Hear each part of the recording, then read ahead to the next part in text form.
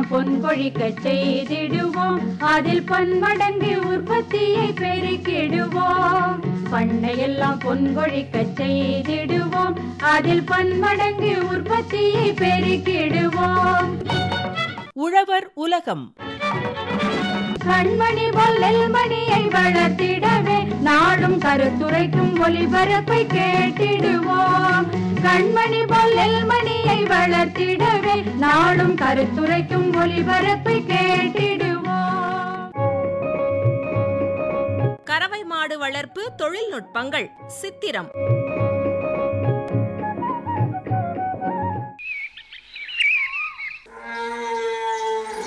என்ன முத்தழகு, மாடுகளை மேய்ச்சல் கூட்டிட்டு வாரியா? அட செல்வி, நீ எப்ப வந்த? இரு, மாடுகளை கட்டிட்டு வர. என்ன மாடுகளோட எண்ணிக்கை குறையறாப்ல தெரியுதே. சரி சரி, முத்தழகு வரட்டும், அவட்டையே என்னன்னு கேட்போம்.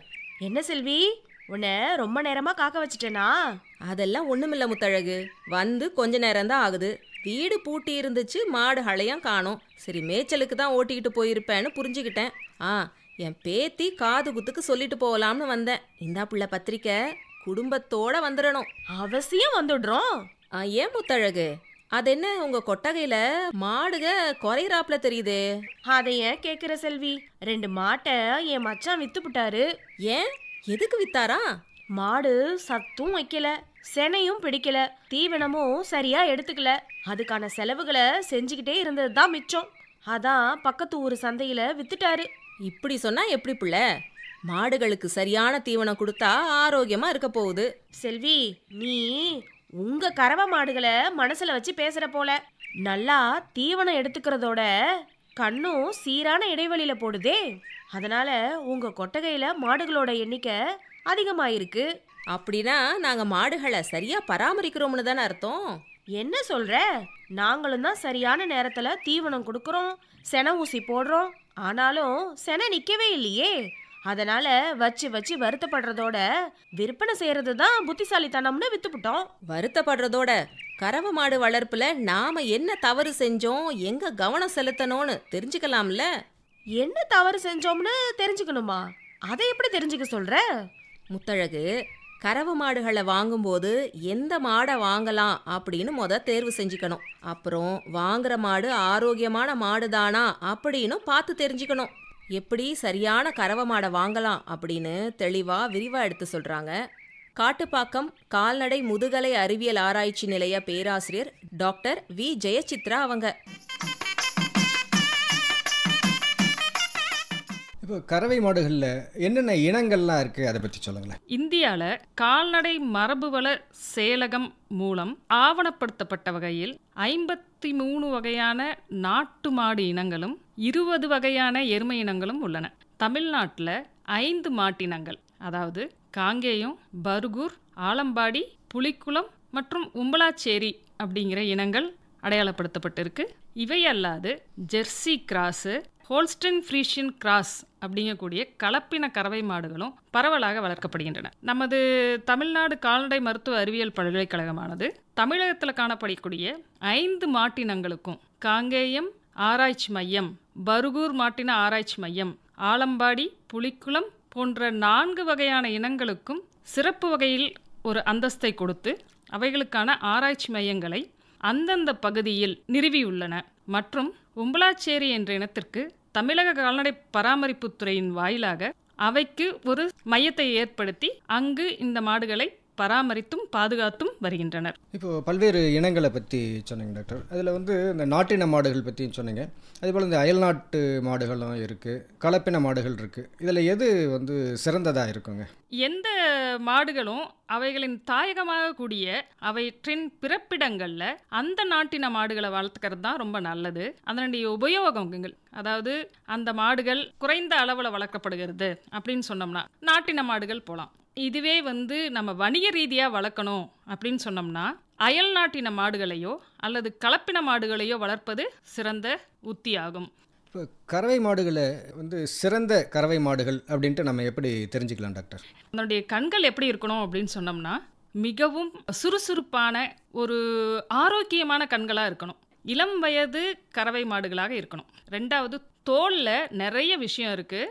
எப்படின்னா நம்ம தோல் வந்து நல்லா மினுமினுன்னு பளபளன்னு இருக்கணும். தோலை நம்ம நல்லா இழுத்து இப்படி பிடிச்சி திருப்ப விட்டோம் அப்படின்னு சொன்னோம்னா அது திருப்பவும் அந்த எலாஸ்டிக் குணத்தோட திரும்பவும் சுருங்கி விரியணும். அது இருந்ததுன்னு சொன்னோம்னா மாடு நல்லா ஆரோக்கியமாக இருக்குது அப்படின்னு தெரியும்.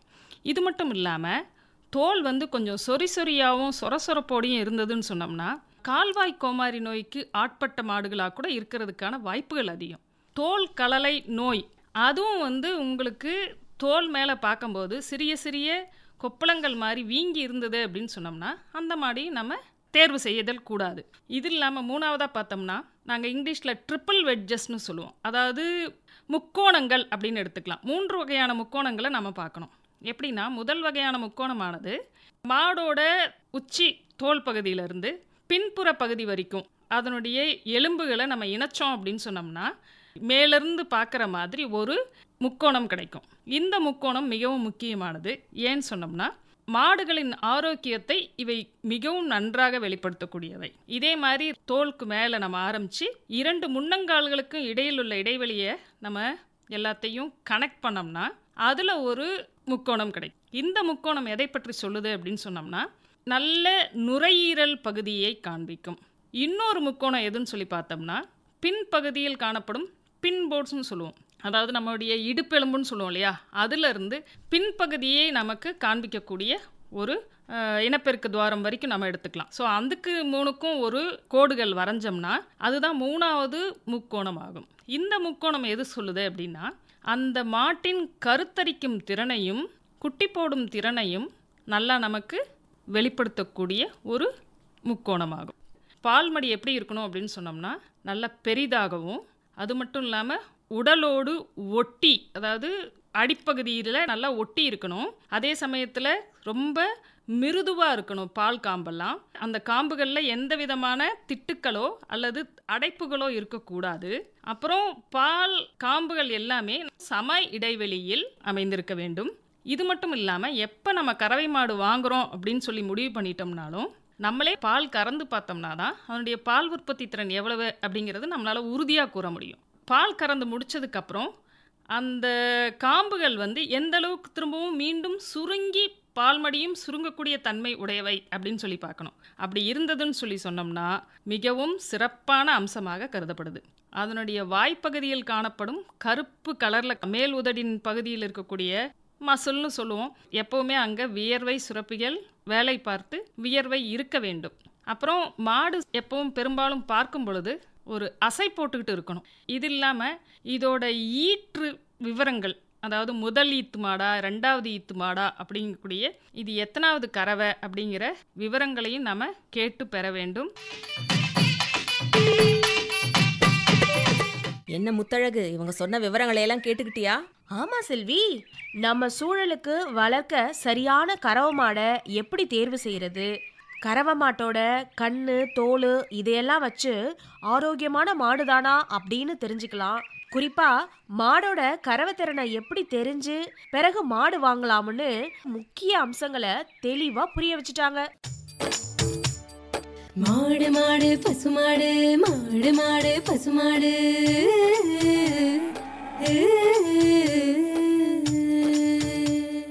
பசுமாடு ஆரோக்கியமா பால் கறக்க வேணுமா, பசும் புல்லு போதும்னு பதமையா இருக்காதே,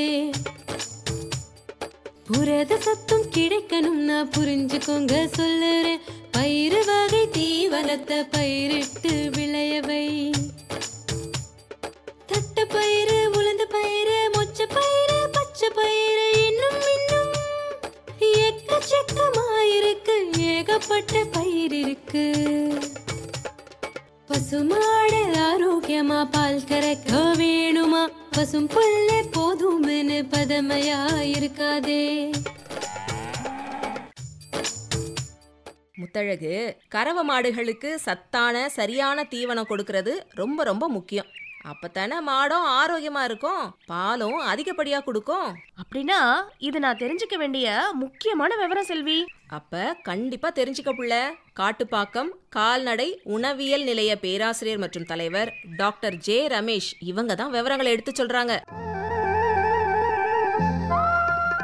கறவை மாடு வளர்க்கும் பொழுது அவற்றை வெறும் பசுந்தீவனம் அல்லது உலர் தீவனம் மட்டும் கொடுத்து பராமரிக்கும் போது கறவை மாட்டுக்கு தேவையான அனைத்து விதமான ஊட்டச்சத்துக்களும் கிடைப்பது மிகவும் அரிதான ஒன்றாகும். கறவை மாடுகளின் உடல் வளர்ச்சி, உற்பத்தி மற்றும் இனப்பெருக்கத்திற்கு தேவையான ஊட்டச்சத்துக்களை அவற்றுக்கு தீவனமாக வழங்கப்படும் பசுந்தீவனம், உலர் தீவனம் மற்றும் அடர் தீவனம் ஆகிய மூன்றில் இருந்தும் பெற்றுக்கொள்ளும். பொதுவாக எல்லாருக்கும் சமச்சீர் தீவனம் என்றால் என்ன என்ற ஒரு கேள்வி இருக்கும். கறவை மாடுகளுக்கான சமச்சீர் தீவனம் என்பது என்னவென்றால், அந்த மாடுகளின் ஊட்டச்சத்து தேவையினை பூர்த்தி செய்யக்கூடிய அனைத்து மூலப்பொருட்களான பசுந்தீவனங்கள், உலர் தீவனங்கள், தானியங்கள், புண்ணாக்கு வகைகள், தானிய உபப்பொருட்களான அரிசி தவிடு, கோதுமை தவிடு, பொட்டு வகைகள், தாது உப்புக்கள் மற்றும் உயிர்ச்சத்துக்களை தகுந்த விகிதாச்சாரத்தில் கலந்து தீவனமாக அளிப்பதாகும். சமச்சீர் தீவனத்திற்கும் சராசரி தீவனத்திற்கும் வேறுபாடு உள்ளது. சராசரி தீவனம் என்பது நாளொன்றுக்கு தேவையான அளவு தீவனமாகும். அதே வேளையில் சமச்சீர் தீவனம் என்பது நாளொன்றுக்கு தேவையான அனைத்து அத்தியாவசிய ஊட்டச்சத்துக்களையும் தேவையான விகிதத்தில் உள்ளடக்கிய தேவையான அளவு தீவனமாகும். கறவை மாடுகளுக்கான தீவனத்தில் சேர்க்கப்படும் உட்பொருட்களின் வேதியியல் பண்புகளை பொறுத்து ஊட்டச்சத்துக்களானது முறையே மாவுச்சத்து, புரதச்சத்து, கொழுப்புச்சத்து, தாது உப்புக்கள் மற்றும் உயிர் சத்துக்களாக கிடைக்கின்றன. தீவனத்தின் அளவானது கறவை மாடுகளின் உடல் எடை, பாலினம், வளர்ச்சி விகிதம், கறவை பருவம் மற்றும் சூழ்நிலைகளை பொறுத்து மாறுபடும். தீவனத்தில் கலக்கப்படும் உப பொருட்களின் அல்லது உட்பொருட்களில் உள்ள ஊட்டச்சத்தின் அளவானது அதன் உலர் நிலை அடிப்படையிலேயே மதிப்பீடு செய்யப்பட்டு அட்டவணைப்படுத்தப்பட்டு சேர்க்கப்படும். உலர் பொருள் என்பது என்ன? உலர் பொருள் என்பது தீவனத்தில் சேர்க்கப்படும் உட்பொருட்களின் ஈரப்பதத்தை முழுமையாக நீக்கி மதிப்பீடு செய்து கறவை மாடுகளுக்கு தேவையான அளவிற்கு தேர்ந்தெடுத்து சேர்ப்பதாகும். பொதுவாக கறவை மாடுகளுக்கு தேவைப்படும் உலர் பொருட்களின் அளவானது கறவை மாடுகளின் உடல் எடையில் குறைந்தபட்சம் 2.5 முதல் 3 விழுக்காடு இருக்குமாறு பார்த்துக்கொள்ள வேண்டும். எரிசக்தி என்பது தீவனப் பொருட்களின் மொத்த செரிமான சக்தியை உள்ளடக்கியதாகும். இவற்றை பொறுத்து சராசரி தீவனத்தின் அளவு கணக்கிடப்படுகின்றது. ஆனால் சமச்சீர் தீவனத்தில் செரிமான சக்தி, இயக்கம் மற்றும் வளர்ச்சிக்கான நிகர சக்திகளை கணக்கிடப்பட்டு தயாரிக்கப்படுகின்றது. அதேபோல் கறவை மாடுகளுக்கு புரதச்சத்து மற்றும் நார் சத்து மிக முக்கியமாகும். தீவன உட்பொருட்களில் உள்ள நைட்ரஜன் நீங்கலான உட்பொருட்களின் மூலம் கிடைக்கும் புரதமே மெய்யான புரதமாகும். தாது உப்புகளின் முக்கியத்துவம் என்னவென்றால், கால்நடைகளின் உடல் 3 முதல் 5% தாது பொருட்களால் ஆனது. ஏறத்தாழ 21 தாது பொருட்கள் உயிர் வாழ தேவை என கணக்கிடப்பட்டுள்ளது. தேவைப்பட்ட எந்த தாது பொருளையும் பிராணிகளின் உடலால் உற்பத்தி செய்ய முடியாது என்பதால் கறவை மாடுகளின் வளர்சிதை மாற்ற இயக்கத்திற்கு தாது உப்புகள் மிகவும் அவசியமாகும். இதனை கறவை மாடுகளின் தீவனத்தில் கலந்து கொடுப்பது மிகவும் அவசியமாகும். பொதுவாக இரும்புச்சத்து, தாமிரச்சத்து, துத்தநாகம், செலீனியம் மற்றும் கோபால்ட் ஆகிய நுண்ணூட்ட தாது பொருட்கள் மிக மிக முக்கியமாகும். இந்த சமச்சீர் தீவனத்திற்கான அடர் தீவனத்தை எப்படி தயாரிப்பது என்று இப்பொழுது பார்ப்போம். பசுந்தீவனங்கள் மற்றும் உலர் தீவனங்களால் பூர்த்தி செய்யப்படாத சத்துக்களை அடர் தீவனம் மூலம் கறவை மாடுகளுக்கு அளித்து பூர்த்தி செய்யலாம். உள்ளூர் சந்தையில் கிடைக்கும் தரமான அடர் தீவன கலவையினை கால்நடை வளர்ப்போர் அல்லது கறவை மாடு வளர்ப்போர் பயன்படுத்தலாம். கறவை மாடு வளர்க்கும் விவசாயிகள் தங்களிடமுள்ள விவசாய உப பொருட்களை கொண்டு, கால்நடை ஊட்டச்சத்து நிபுணர்களை கொண்டு அவர்களின் ஆலோசனைப்படி சமச்சீர் அடர் தீவனம் தயாரிக்கலாம். இவ்வாறு தயாரிக்கும் பொழுது தீவன செலவு குறைந்து அதிக லாபம் கிடைக்க வாய்ப்புள்ளது. அடர் தீவன கலவை தயாரிக்க தீவன மூலப்பொருட்களான தானியங்கள், புண்ணாக்கு வகைகள், தானிய உபப்பொருட்கள், தாது உப்பு கலவை, உயிர் சத்துக்கள் மற்றும் தீவன சேர்க்கை பொருட்களான தீவன நொதிகள், நுண்ணுயிர் கலவை, சோடியம் பைகார்பனேட் போன்றவற்றை நாம் பயன்படுத்தலாம். பொதுவாக அடர் தீவன கலவை தயாரிக்கும் பொழுது தானிய வகைகளான எளிதில் கிடைக்கக்கூடிய மக்காச்சோளம், சின்ன சோளம், கம்பு, கேழ்வரகு, அரிசி குரணை, விலை குறைவான மற்ற தானிய வகைகள் ஏதேனும் உள்ளூரில் கிடைப்பின் அவற்றையும் எரிசக்திக்கான மூலப்பொருட்களாக அடர் தீவனத்தில் குறைந்தபட்சம் 30 முதல் 40 விழுக்காடு வரை சேர்த்துக் கொள்ளலாம். இவை மட்டுமின்றி கறவை மாடுகளுக்கான தீவனத்தில் தானிய உபப்பொருட்களான அரிசி மற்றும் கோதுமை தவிடுகளை சேர்த்து அடர் தீவனம் தயாரிக்கலாம். இதேபோல் வழக்கத்தில் இல்லாத ஆனால் தீவனமாக பயன்படுத்தக்கூடிய வேளாண் உபப்பொருட்களான மரவள்ளிக்கிழங்கு திப்பி, நிலக்கடலை தோல், சோயா மொச்சை தோல், துவரை மற்றும் உளுத்தம்பருப்பிலிருந்து கிடைக்கும் பருப்பு வகை தோல்கள், பொட்டு என சொல்லுவோம், மற்றும் காய்ந்த மர இலைகளை சுமார் 10 விழுக்காடு வரை அடர் தீவனத்தில் சேர்த்துக் கொள்ளலாம். பின்னாக்கு வகைகளான கொழுப்பு நீக்கப்பட்ட கடலை பின்னாக்கு, கொழுப்பு நீக்கப்பட்ட சோயா புண்ணாக்கு, தேங்காய் புண்ணாக்கு, சூரியகாந்தி புண்ணாக்கு போன்றவற்றை சுமார் 15 முதல் 25 விழுக்காடு வரை அடர்தீவன கலவையில் சேர்த்துக் கொள்ளலாம். இவை மட்டுமல்லாமல் கறவை மாடுகளுக்கு தேவையான குறிப்பாக அதிக பால் கறக்கும் இளம் கறவை காலத்தில் வளர்சிதை மாற்ற நோய்களை தவிர்க்க தாது உப்பு கலவை 2 விழுக்காடும் சாதாரண சமையல் உப்பை 1 விழுக்காடும் சேர்த்து அடர்தீவன கலவையை நாம் தயாரிக்கலாம். அடர்தீவன கலவை மொத்தம் 100 கிலோ இருப்பின் இன்று சொன்னபடி தானிய வகைகள், புண்ணாக்கு வகைகள், தானிய உபபொருட்கள், பொட்டு வகைகள், தாது உப்பு கலவை, உயிர்ச்சத்து ஆகியவற்றை கலந்து அவற்றை தயாரிக்க வேண்டும். இவ்வாறு தயாரிக்கப்படும் அடர்தீவன கலவை கறவை மாடுகளின் உற்பத்தி நிலைக்கு, அதாவது பால் உற்பத்திற்கு ஏற்ப அதற்கு தேவைப்படும் குறைந்தபட்சம் கச்சா புரதம் மற்றும் மொத்த செரிமானத்திறன் இருப்பது போன்று பார்த்து கொள்ள வேண்டும். கறவை மாடுகளுக்கு அளிக்கப்படும் நார்ச்சத்து மிகுந்த தீவனத்தில் 2/3 பங்கு பசுந்தீவனமாகவும் மீதி 1 பங்கு உலர் தீவனமாகவும் அளிக்க வேண்டும். தகுந்த விகிதத்தில் அடர் தீவனம், உலர் தீவனம் மற்றும் பசுந்தீவனங்களை கலந்து கால்நடைகளுக்கான தீவனத்தில் சேர்க்க வேண்டும். சினை மாடுகளில் 7 மாத சினைக்கு பிறகு 1 முதல் 1.5 கிலோ வரை கலப்பு தீவனத்தை அதிகமாக கொடுத்தால் அந்த சினை மாடுகள் ஆரோக்கியமாக இருப்பது மட்டுமல்லாமல் அந்த கறவையின் போது ஏற்பட்ட உடல் பலவீனத்தை மீண்டும் புதுப்பித்து ஆரோக்கியமான கன்று கருப்பையில் வளர ஏதுவாக இருக்கும்.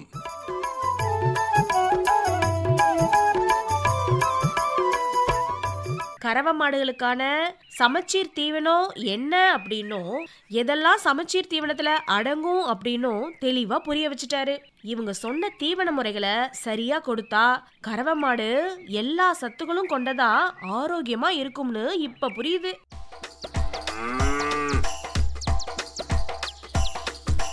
வீரியரக புல்லை புல்லை புல்லை விதவிதமா இருக்கும் புல்லை உழுதுழுது வெதச்சு உரம் போட்டு நீர் பாய்ச்சு தழன்னு வளர்ந்து தழஞ்சு பூக்கும் பருவத்தில தினமும் அறுத்து போட்டா திருப்தியாக பால் கறக்கும் அரியறியா அறுத்தறுத்து அப்படியே அள்ளி போட்டா தழைய மட்டும் குறிச்சு திங்கும், கண்டையெல்லாம் கழிச்சு விடும். சிந்தாம சிதறாம மாடு திங்க வேணும் என்ன காலையில மாலையில கடும் பகல் வேலையில பச்சை புள்ள பகத்து போடு பசியடங்க தீனி போட மிச்ச மீதி வைக்கும்படி தொட்டி நிறைய தீனி போடு. வேற கடை நீளத்துக்கு வெட்டி வெட்டி துண்டு துண்ட சிறு சிறு நறுக்கி போட்ட சிந்தாமதா மாடுதிங்க கொழுப்பற்ற திடப்பொருளும் கூடுதலா பாலில் வரும், பால் மதிப்பும் அதிகரிக்கும், உங்க பண வரவும் அதிகரிக்கும். பால் மதிப்பும் அதிகரிக்கும், உங்க பண வரவும் அதிகரிக்கும். ஏன் முத்தழகு, உங்க கறவை மாடுகள்ல செனை பிடிக்கலன்னு சொன்னல? ஆமா செல்வி, நானும் எல்லா செனை ஊசிகளையும் போட்டு தான் பார்த்தேன். நீ கறவை மாடு என்னென்ன காரணத்தால செனை பிடிக்காம இருக்கு, இதை தவிர்க்க என்னென்ன வழிமுறைகளை கவனத்துல வைக்கணும் அப்படின்னு தெரிஞ்சுக்கணும். சென்னை கால்நடை மருத்துவக் கல்லூரி சிகிச்சை இயல் துறை பேராசிரியர் டாக்டர் என் அருண்மொழி அவங்க இதை பத்தி தெளிவா எடுத்து சொல்றாங்க. இந்த விவரங்களை கேட்டுக்க.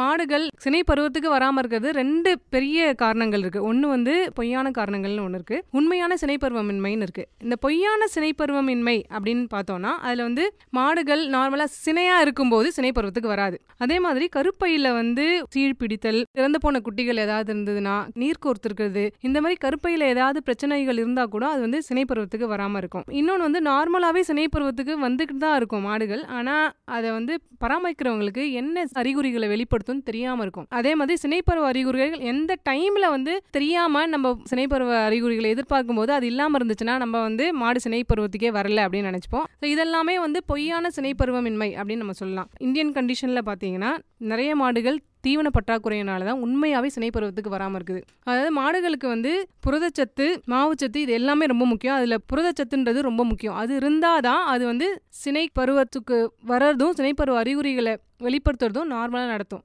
மாடுகள் வந்து அதுக்கு வர தீவனத்தை எல்லாம் நார்மலா வளர்றதுக்கு என்ன தேவையோ அதுக்கு தான் ஃபர்ஸ்ட் உபயோகப்படுத்தும். இரண்டாவது அது கொடுக்குற தீவனம் எல்லாம் பால் சுரக்கிறதுக்காக பயன்படுத்தும். என்ன எஞ்சி அதிகமா இருக்கோ அது மட்டும்தான் இனப்பெருக்கிறதுக்காக உபயோகப்படுத்தும். அதை விட அதிகமான ஊட்டச்சத்து இருந்தா மட்டும்தான் நார்மலா வந்து சினைப்பருவ அறிகுறிகளை வெளிப்படுத்துறது வந்து மாடுகளுக்கு நடக்கும். அப்ப அது வந்து பண்ணணும் அப்படின்னா நம்ம அதுக்கு எந்த அளவுக்கு தேவையா இருக்குமோ அந்த அளவுக்கான தீவனம் கொடுக்கணும். அடுத்தது வந்து ஒரு சில நோய்கள், காசு நோய், எலும்புருக்கி நோய், கருக்கலைப்பு நோய், ப்ரூசலோசிஸ்லாம் சொல்லுவோம். அந்த மாதிரியான நோய்கள்லாம் இருந்ததுனாலும் மாடுகள் வந்து சினைப்பருவ அறிகுறிகளை வெளிப்படுத்தாது. இதை தவிர நாங்கள் புரதச்சத்துலாம் நல்லா தான் மேடம் கொடுக்குறோம், மாவு சத்து எல்லாமே கொடுக்குறோம், குச்சி தீவனம்லாம் கொடுக்குறோம் அப்படிம்பாங்க. பட் அதெல்லாம் இருந்தாலுமே கூட இந்த தாது உப்பு கலவை, விட்டமின், மினரல்ஸ், சக்தி எல்லாம் சொல்லுவோம்ல, அதெல்லாம் கொஞ்சம் கம்மியாக இருந்ததுன்னா அதனாலையுமே சினைப்பருவத்துக்கு வராமல் இருக்கும். அடுத்து வந்து இது எப்படி நம்ம தவிர்க்கலாம் அப்படின்னு பார்த்தோன்னா, நம்ம பொய்யான சினைப்பருவ இன்மை அப்படின்றதுக்கு வந்து நம்ம தவிர்க்கிறதுக்கு ஒன்றுமே இல்லை. ஏன்னா மாடு வந்து சினையாக இருந்ததுன்னா அது நமக்கு ஒன்றுமே பிரச்சனை இல்லை. ஆனால் மாடோட கர்ப்பப்பையில் ஏதாவது சீர் கோத்திருந்தாலோ இல்லை உள்ளே ஏதாவது கண்ணுக்குட்டி இறந்து போய் அதை கவனிக்காமல் விட்டுருந்தாலோ அது வந்து நம்ம கொஞ்சம் அவாய்ட் பண்ணிக்கலாம்.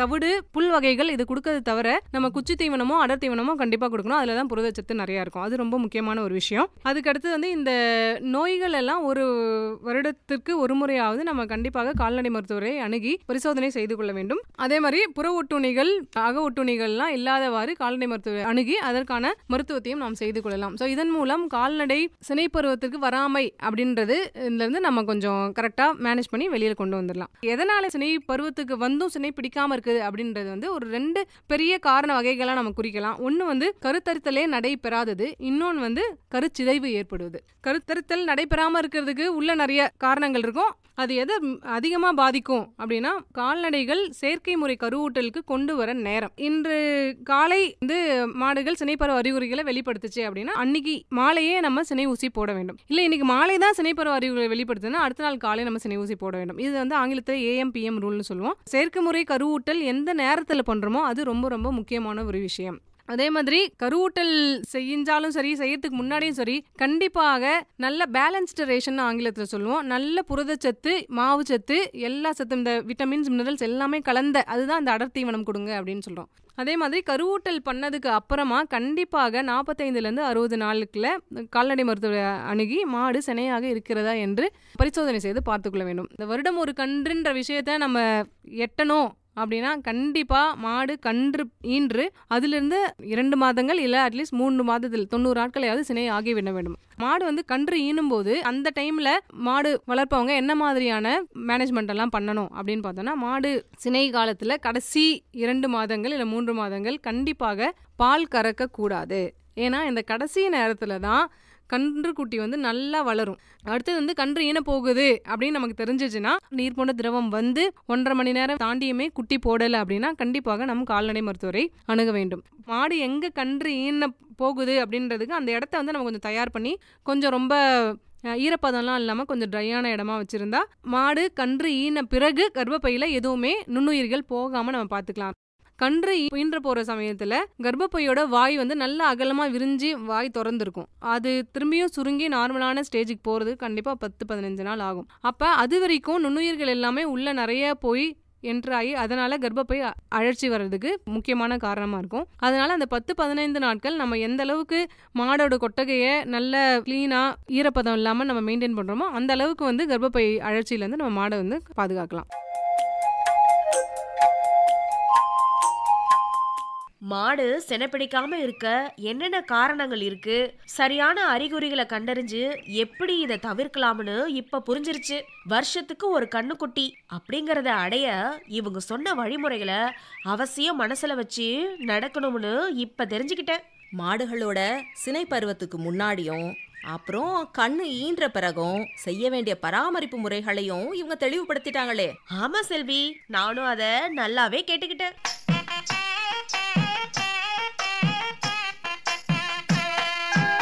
பேசாத குழந்தை அம்மா கால்நடை நமக்கு, அதை பேணுவதில் கவனம் ரொம்ப இருக்கணும் உனக்கு.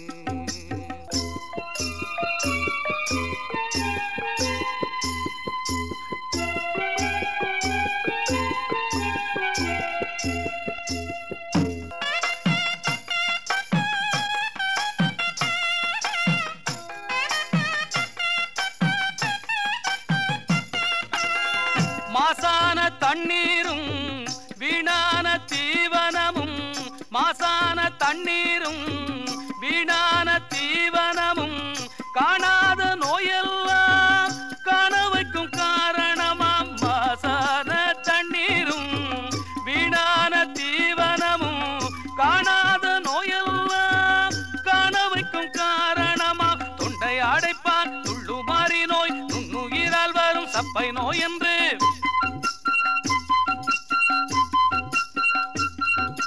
தொண்டை அடைப்பான் துள்ளுமாறி நோய் நுண்ணுயிரால் வரும் சப்பை நோய் என்று கூடாத நோயெல்லாம் கூடி வந்து பயமுறுத்தும் கூடாத நோயெல்லாம் கூடி வந்து பயமுறுத்தும் பேசாத குழந்தை அம்மா கால்நடை நமக்கு அதை பேணுவதில் கவனம் ரொம்ப இருக்கணும் உனக்கு.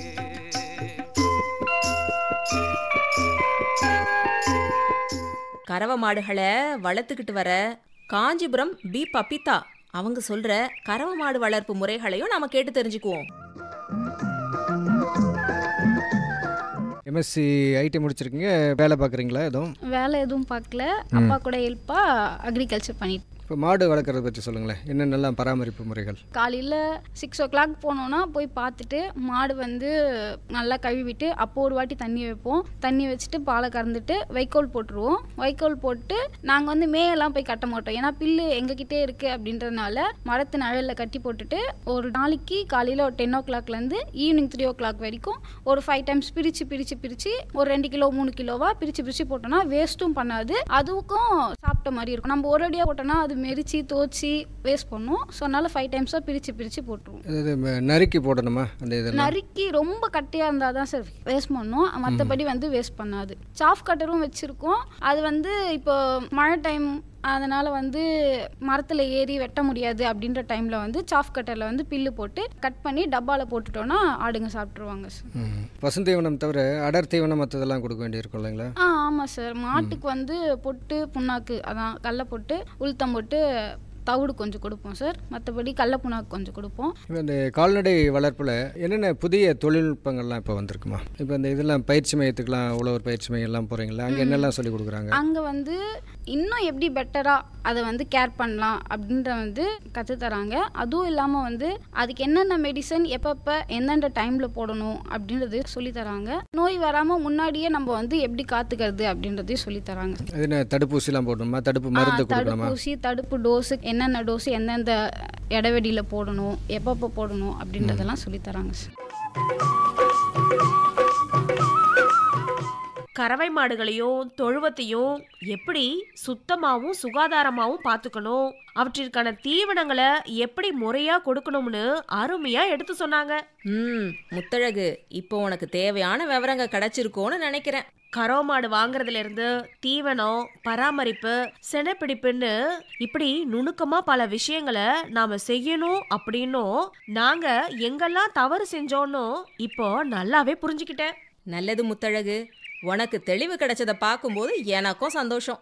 இந்த முறைகளை சரியா செயல்படுத்தி மாடுகளை ஆரோக்கியமா வளர்த்து எப்படி மாடுகளோட எண்ணிக்கையையும் பால் உற்பத்தியும் அதிகரிக்க போறோம்னு இனி நீயும் பார்க்கத்தானே போற. நல்லது முத்தழகு, இந்த வேலைகளை பார்க்குற ஜோரில் என் பேத்தி காது குத்துக்கு வராம இருந்துடாத. அவசியம் ஆளா வந்துடணும். உண்ணும் பொருள் அத்தனையும் விளைத்திடுவோம், நித்தம் உழைப்பால் நில மகளை வணங்கிடுவோம். அமைப்பில் உதவி வி. உஷா. உண்ணும் பொருள் அத்தனையும் விளைத்திடுவோம், நித்தம் உழைப்பால் நில மகளை வணங்கிடுவோம்.